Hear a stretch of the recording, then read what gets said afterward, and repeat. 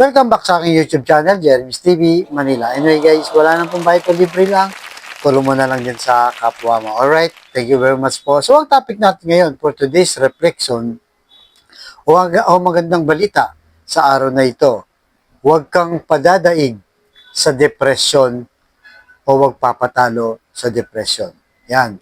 Yan po ang ating pag-uusapan na kung saan marami sa atin, di ba, kapag nade-depress na, talagang hindi na alam ang gagawin, na nalilito na, di ba? Nauulirat na, nawawalan na ng pag-asa, pinanghinaan ng loob. Madalas po, ganun ang nangyayari. Pero meron din namang tao, sa unang tingin mo, di ba? Akala mo ay hindi siya dumaranas ng depression. Pag nakita mo, maganda yung bihis niya, ngumingiti-ngiti pa, di ba? Maayos ang aura niya. At talaga ng mga walang bakas na meron siyang depression. Pero deep inside, marami pala siyang pinagdadaan ng mabigat na problema. Lalo pa, di ba? Kung ang involved sa mga problema na to ay ang mismong pamilya. Kaya yung iba talagang kinikimkim na lang. Sa tagal ng panahon, ayaw i-open up dahil nga baka nga malagay pa sa kahihiyan yung pamilya.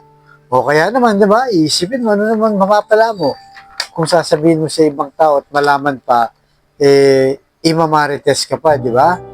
Kaya talagang marami ang taong pinababayaan na lang. Talagang tinitiis na lang po.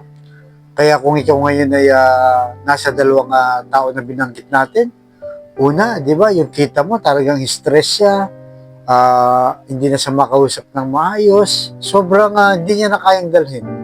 Yung pangalawang tao naman, kung may kakilala kayo na talagang wala naman sa itsura, maayos naman, pero matindi pala ang pinagdaraan ng pagsubok.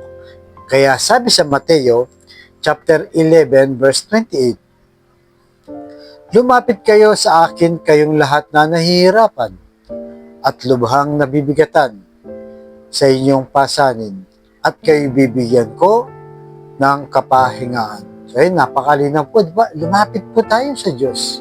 Marami kasi pag mga matindi na yung problema, ibang nilalapitan. Lumalapit sila minsan sa mga taong hindi naman nakakatulong.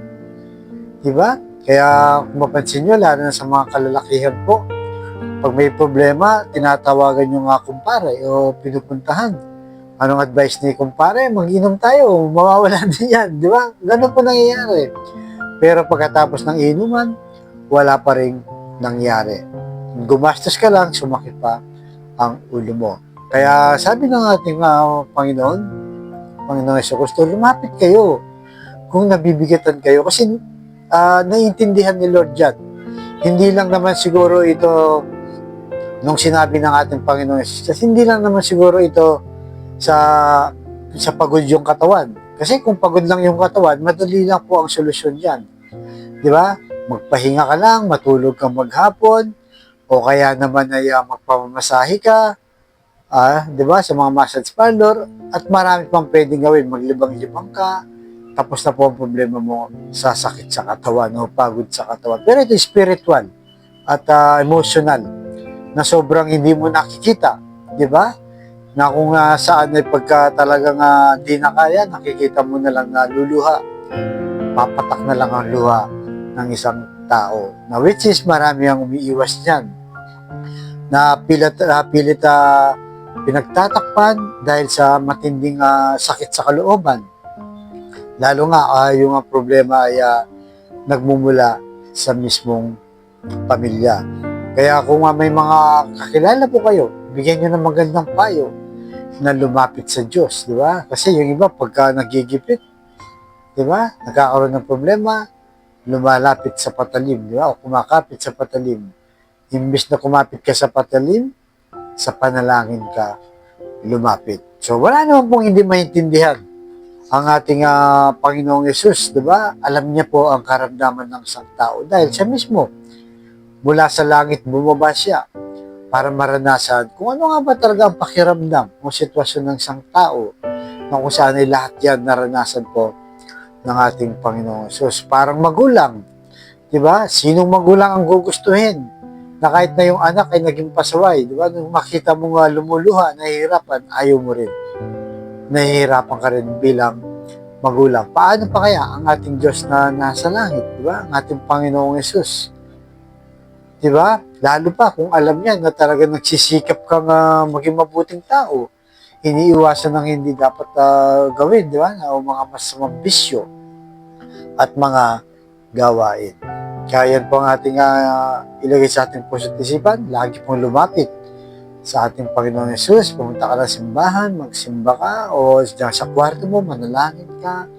At saka yun ay pakikinggan ng ating Panginoong Yesus. So tayo po manalangin. Lord, i-bless niyo po ang kapatid naming nanonood sa aking vlog na malubanan po ang karamdaman.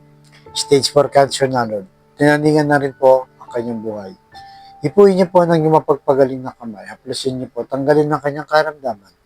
Ganon din po ang lahat ng nanonood sa aking vlog na may iniindang sakit. Iyo pong pagilangin.